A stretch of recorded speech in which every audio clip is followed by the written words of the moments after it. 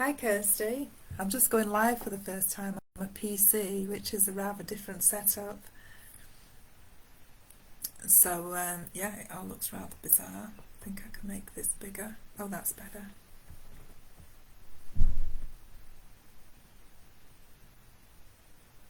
Do say hi if you're there.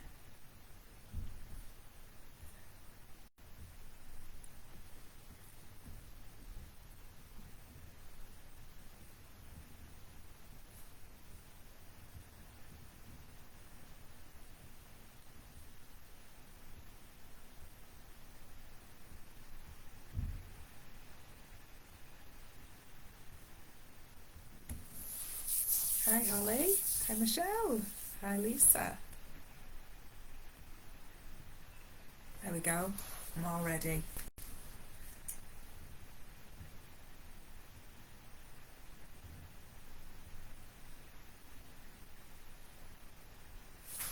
I've got 27 people in. Do say hello. Give us a wave if you're there.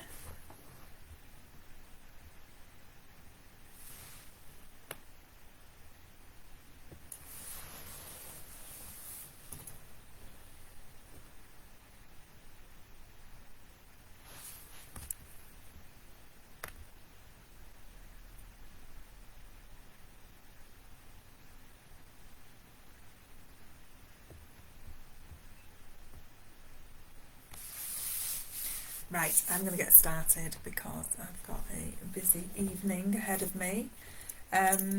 So I decided that I would not talk about dog stuff and actually talk about speaking and also anxiety. So I have for many years had social anxiety. I've had a CBT for it. So when I started dog training and started training professionally, it was really kind of a huge hurdle that I had to overcome with regards to my confidence around working with people. And 15 years ago, it was a huge challenge for me actually just to go into somebody's home. So to kind of be not in a safe place, to be in somebody else's house, and then actually to be having this kind of one-on-one conversation with people. And interesting for me, I always found it easier to speak to a group, to like a training class group, in my training hall, where it was kind of my comfort zone and something I was comfortable with and recognised. And I actually found that much easier than going into somebody's home and doing a one-to-one. So that'd be quite interesting for those of you who are trainers who are listening. What do you find easier? Do you find classes easier, or do you find one-to-one easier? Because I think it's really interesting that everybody's different, and what kind of causes people to become anxious or feel that they're in a threat of some sort is interesting, because it's quite different. So I found the one-to-one intensity was much more challenging for me than actually doing the doing a group class. A group class was actually easier for me. So I remember the very first training class that I did is I think I had so many people book on, and I remember that I actually rang my mum to see if she would come with me and help me again from a confidence point of view. So that was what 15 years ago now, and I've gradually progressed. There are times when I stopped doing one-to-ones because I really struggled with them, and then I kind of came back to them, and then I stopped again and came back to them. So that was really personal for me, something that I actually struggled with for quite some time. And just gradually, as I progressed as a trainer, my comments are really slow on this. They've actually just disappeared now. Right, what I might do is grab my phone. So I started with classes and doing some one-to-ones, and then that actually progressed, and just as my career as a dog trainer progressed, I started to do workshops, which was a different experience, and then I started to get invited to speak at different events, which was initially absolutely terrifying, and still is sometimes as well. So I found for me, one of the kind of really useful things to work with is to actually plan. So planning and preparation is kind of really important for to help. If you're planned and prepared, then you just have, if you forget your words, you've got something to look back on. If you suddenly have a little moment, so sometimes having things that you've kind of planned out, so sometimes like questions directed to the audience are quite good, which can sometimes give you a little moment. And that's a little bit like when you're going for a job interview and you get asked a question that you're not quite sure what the answer is, and you just go, oh, can you just repeat the question please? So sometimes if you're having a little wobble, it's actually good to have something prepped that you can kind of direct your attention, or direct attention away from you, which kind of gives you a little bit of a moment to kind of pull yourself back together in the moment, and carry on. Presentations are good because I feel that a presentation can help kind of direct the attention from you. I think if you can just get up and speak without a presentation, takes a lot of confidence. But presentations as well can become a little bit of a security blanket as well, so it's very much about a balance. But putting video into presentations is really good. Oh, my comments have frozen and disappeared, which is really disappointing that it's doing that. I am just going to try.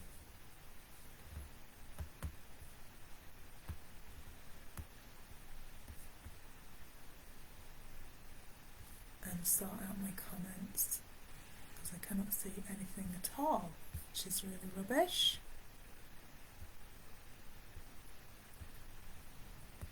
Nope, they've completely frozen. Oh, that's disappointing. Technical stuff.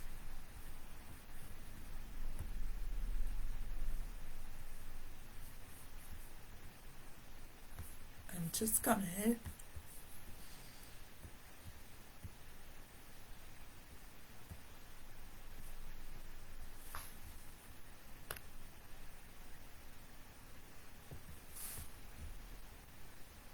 Alright, that's better. So I'm on another screen.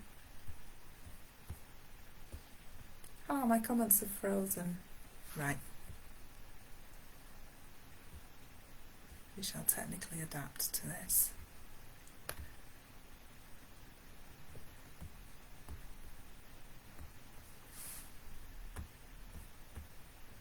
Right. I cannot see anybody's comments, which is really disappointing. I've managed to open up another screen so I can see them a little bit on there.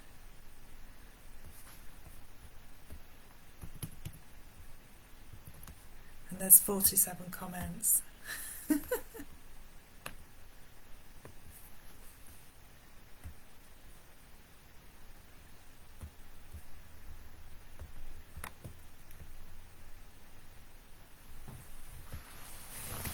Right, apologies if I'm ignoring you, because I absolutely cannot see anybody's comments at all.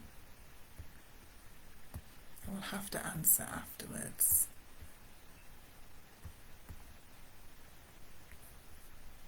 Okay. So presentations are really useful, because they can give you something to kind of redirect attention to, but then they can also be a little bit of a crook. So for me, one of the things I did a lot of, and when I started getting some professional speaking help, is one of the things I would do was stand and talk to my presentation instead of facing the audience.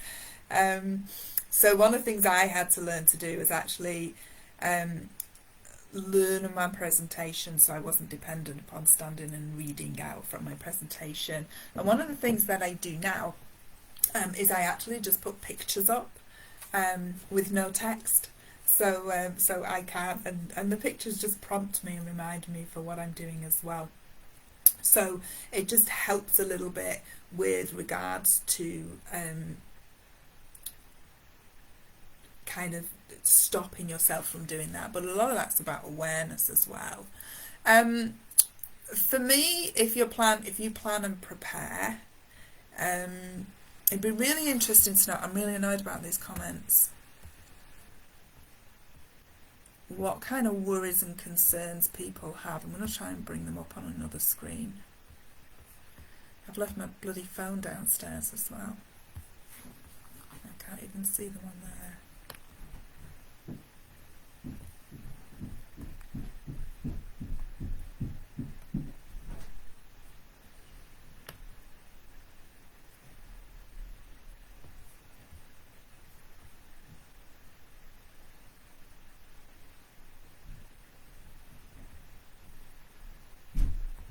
Just get my phone so I can see. That's really annoying because just the comments are completely blank.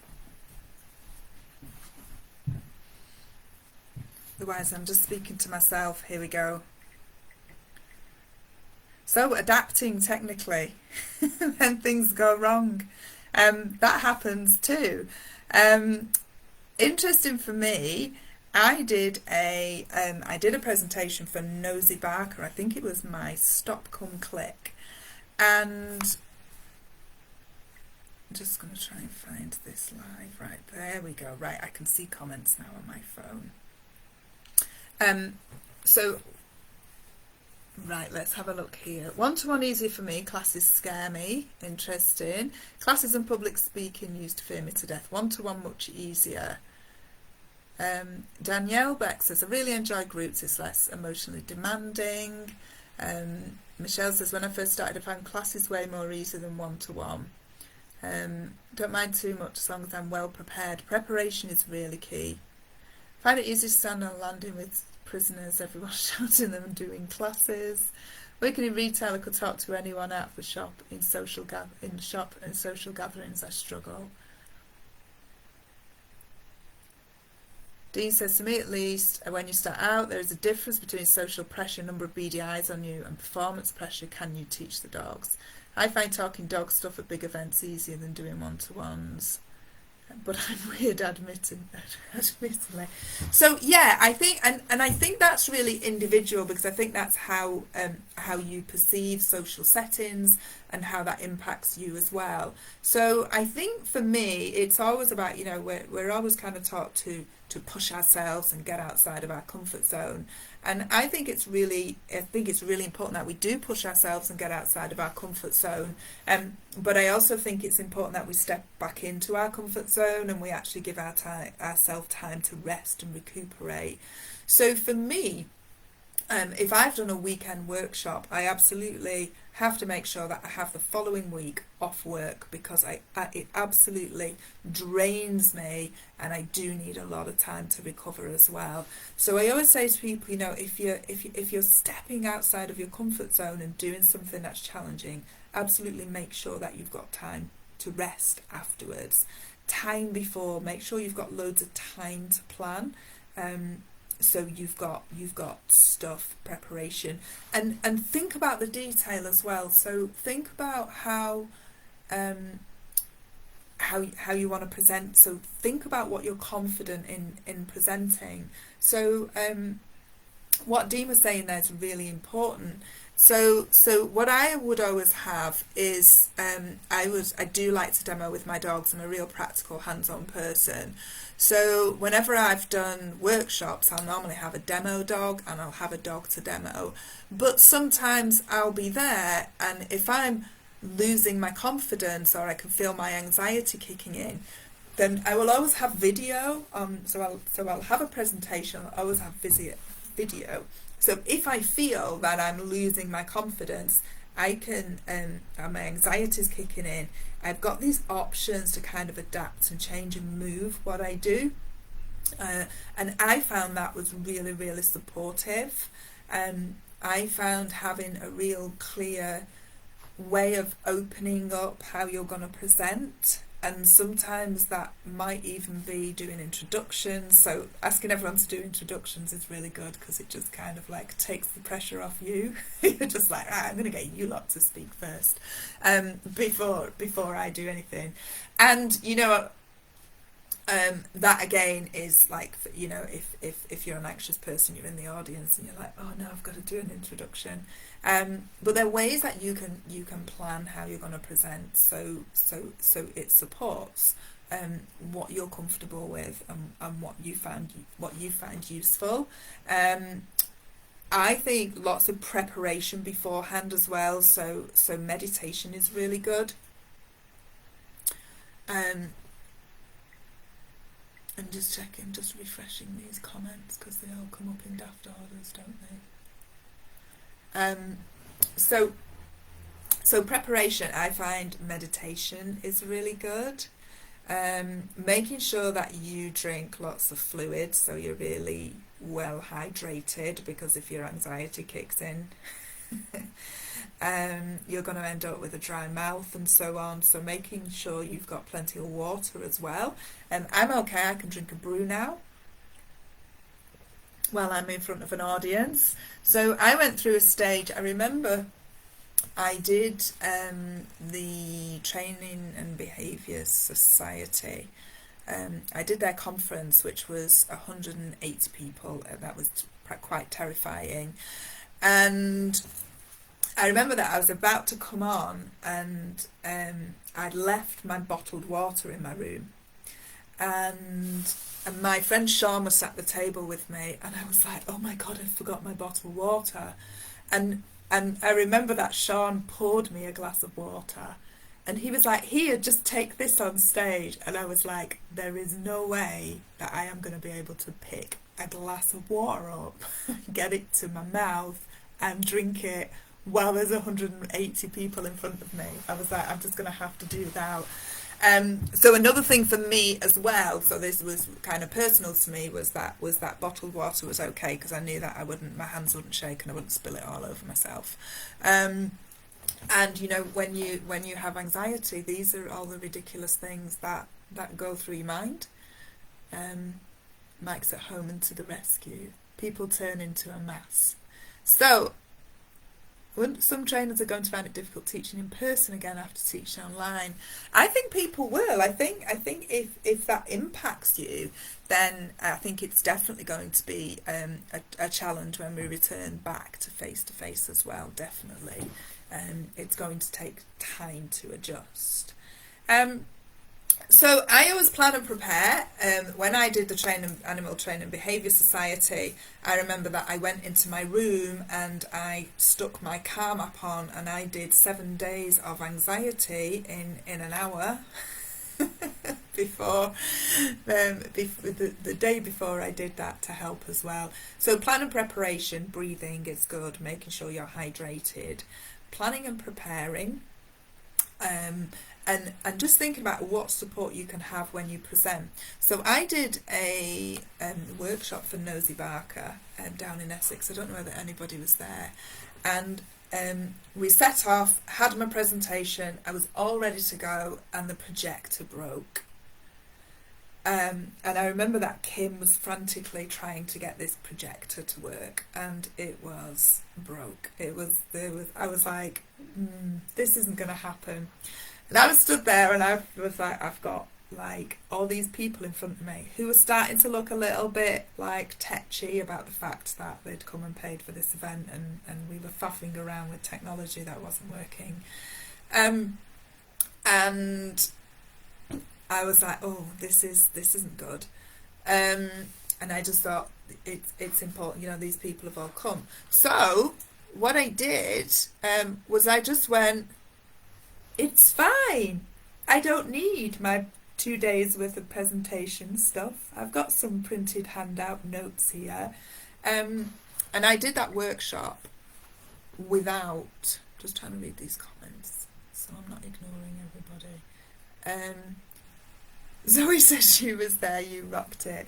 So what actually happened for me personally was it wasn't about the presentation, it was actually about the security of being able to drop back into video footage if I was losing my confidence, and kind of just having those slides there and that security blanket. So I just went, Kim, it's fine, I can do it without it. And I was like, oh my God. So I did. And what I had to do was there was no security blanket there. So I had to do I couldn't do videos. I had to do live presentations with the dog for every single thing. And even when I was losing my confidence, I just had to do the demonstrations with the dog. But what was really interesting for me was I believed that I needed all that stuff. To be able to do a good presentation. My belief at that point was that I needed all those tools and all those things. And when it was removed from me, not by choice, and I was just left with some notes and dog, I actually got the best feedback I'd ever had from that actual weekend, which was huge for me. And I just thought it was interesting that it was my belief that I needed all that stuff to be able to do my job, and I didn't. When there was just me and a dog, it was we rocked it, as Zoe says. So advice to people, I think if you've got, I think we've all got something to share. We all have dogs, and we all have different experiences, and we all have different stuff to bring to the table. We all go on kind of different journeys with our dog experience. And I just think that, the more we can all share our knowledge and experience and information, and I don't believe you need to be some kind of like highly educated person to do that. I think everybody has some experience they can bring to the table, and they have stories, things that people can resonate with. And I think, if you have a story, I think it's important that you share that and you can share, and you find ways to share that information with other people, because that's how we learn. One of the things for me is I always think, especially as I started to do presentations for other trainers, there was this real fear of like being judged, getting something wrong, not quite getting the science right. I was like, do I really understand it? What if I get up there and I've got it wrong? And then everyone goes, Jane, you're just rubbish, you don't know anything. And all that stuff would kind of go through my mind. And one of the things that I did, which was really, really helpful for me, was rather than kind of going for the textbook science and the stuff that you've learned, is just tell your story. Just tell your story and just tell your experience, because nobody can challenge that. I think that's really important. That if you get up there and you speak about your story, then actually nobody can challenge that, because it is your story and your experience. So I always found that really helpful as well. When I did my Stop Come Click course, one of the things that I did was I would tell my story. I would tell my story about how I worked through my dogs with predatory chase problems and how I resolved those problems. And I think one of the other things as well is it's fine to make mistakes, and it's fine to be real, because I think people resonate with you.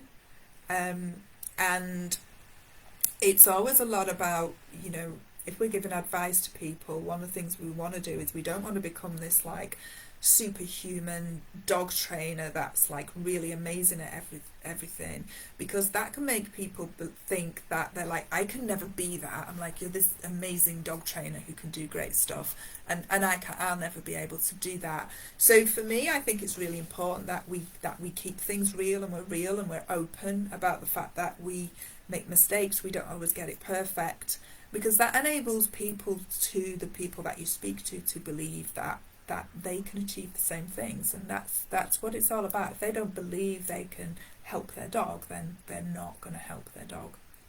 So a lot of it's about, you don't have to be this like amazing expert. It's really, you're just like, I'm somebody who solves some problems with my dogs, and I can help normal people because I'm just a normal person, and I can help normal people with their dogs as well.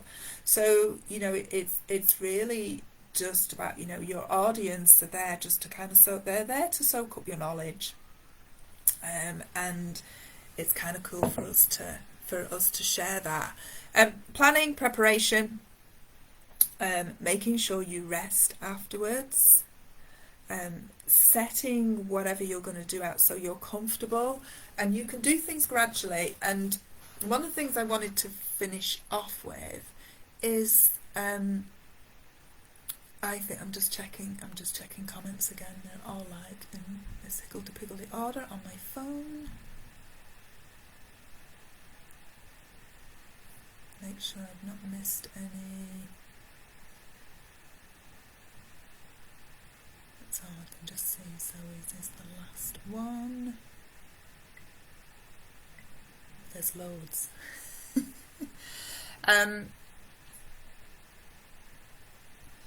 So, had CBT, was more intense with one-to-one. That's interesting, Holly. Yeah, so I think as well is when you're building confidence, it's about kind of doing little steps, and it's also about being comfortable that if you do something new, is that you're just not going to be very good at it at first, because there aren't really realistically that many people in the world who step into something and they're immediately brilliant. Is we have to go through a process. We go through a process of learning, you know, and our dogs go through a process of learning when we're teaching them, and they're not so great at the start, and then we get progress. So when I did video, when I started doing video, I was terrified. I was like, I can speak in front of people, this is okay, but now video is a whole new thing again, and a whole new challenge.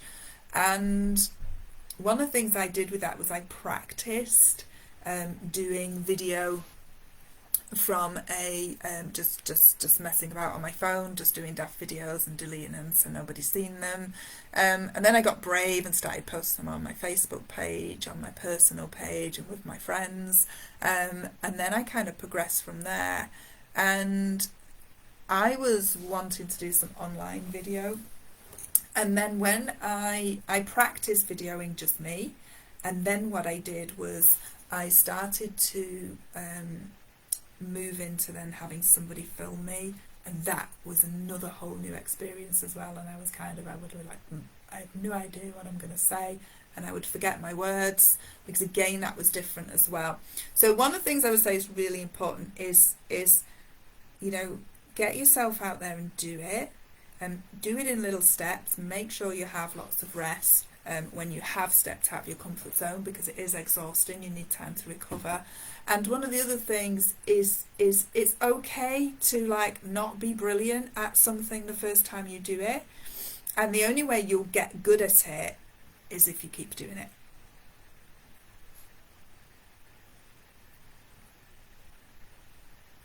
Right, I'm 30 minutes in. I'm going to have to go because, interestingly enough, my dog has a date. And timing is key. I'd like to thank you all for listening. If anyone does want to kind of pop me any questions or anything after this, then please do. I think it's just really important for me. I used to write technical training courses, train regional trainers, plan, don't be afraid, I'll get back to you. Yeah, Ali, that's really good. I think it's really important to have the confidence as well to be able to say, do you know what, I'm not quite sure about that, but I will get back to you. Don't try and blag it. Don't try and blag it. If somebody asks you a question, it's okay to go, do you know what, I really just don't think I know the answer to that right now, but I will get back to you on that. So yeah, that's a really good point. Just to finish off, really good piece of advice that I was always given, especially if you're going to speak to a group, is think about all the people who really love what you do. So most of us who are professionals, we've got some customers who just like that, they just gel with us, they really love what we do, and what you do is you put all those people in the front row. So you imagine that all those people who think you're awesome, put them in the front row, and then what you do is you just cut and paste them right through the room. So everyone in the room is everyone who already thinks you're awesome. That's a really good piece of advice. So I'm going to leave you with that. Okay, so stick those people who think you're awesome in the front row and then just cut and paste them through the rest of the room. Right, I am going to wrap up there. I hope that was helpful for everybody. And yeah, enjoy the rest of the conference.